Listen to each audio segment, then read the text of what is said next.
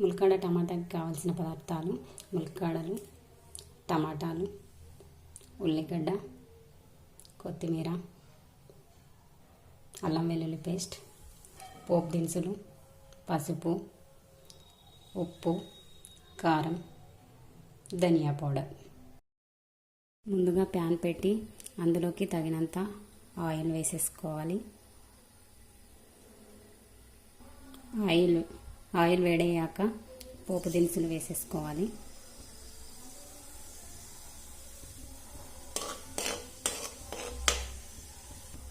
తర్వాత ఉల్లిగడ్డ వేసేసుకోండి.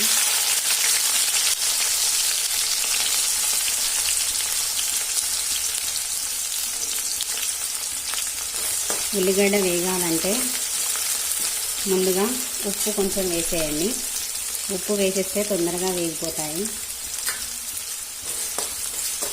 ఇలా 2 నిమిషాల కోపారి కలుపుతూ ఉండాలి. ఇది బ్రౌన్ కలర్ వచ్చేంత వరకు వేయించేసుకోండి.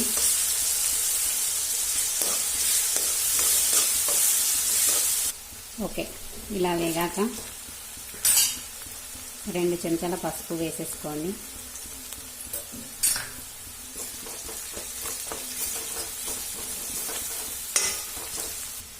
తర్వాత అల్లం వెల్లుల్లి పేస్ట్,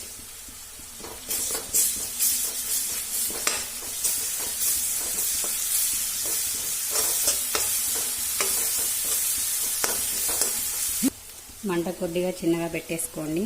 ఎందుకంటే మనము టమాటాలు మిక్స్ పట్టేసుకున్నాం. ఎందుకంటే ములక్కాడ కర్రీ కొంచెం గ్రేవీ కావాలంటే మనం మిక్స్ పట్టేసుకుంటే గ్రేవీ వచ్చేస్తుందండి.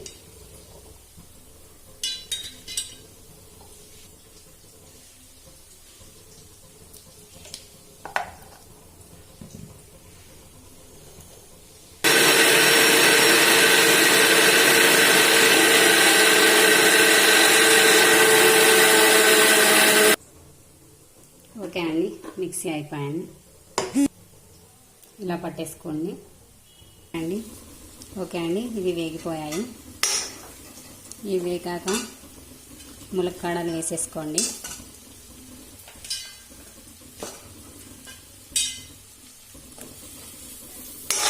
కొద్దిగా వీటికి ఇలా పట్టే వరకు ఒక 2 నిమిషాల పాటు ఇలా ప్యాన్లో పెట్టేసేయండి.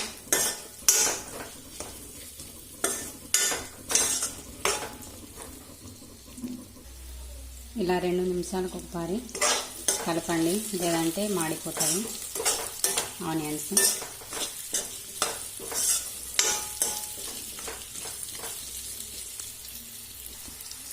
ఓకే అండి, ఇలా కుక్ అయ్యాక మనం టమాటా మిక్స్ పట్టేసుకున్నాం కదా, ఆ మిశ్రమాన్ని ఇందులో వేసేయండి.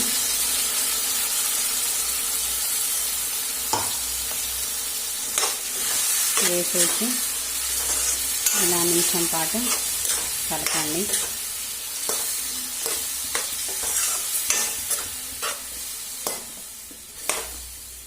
ఇలా ఒక 5 మినిట్స్ మీడియం ఫ్లేమ్లో పెట్టండి. ఇలా 2 నిమిషాలకు ఒకసారి కలపండి. ఓకే అండి, మనం ముందుగా ఆనియన్స్లో కొద్దిగా ఉప్పు వేసుకున్నాం కదా, రుచికి సరిపడా వేసేసుకోండి.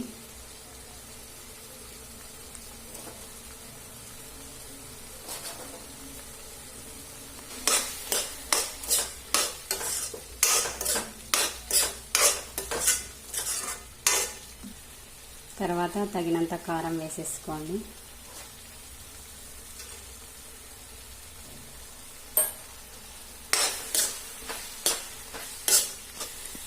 ఓకే అండి, ఇలా కుక్ అయ్యాక కొద్దిగా ధనియా పౌడర్ వేసేసుకోండి. ఆ తర్వాత మనం తురిమి పెట్టుకున్న కొత్తిమీర వేసేసుకోండి.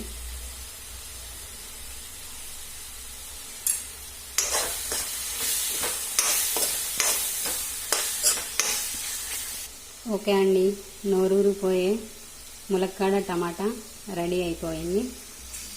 ఇప్పుడు స్టవ్ ఆఫ్ చేసేసుకోండి.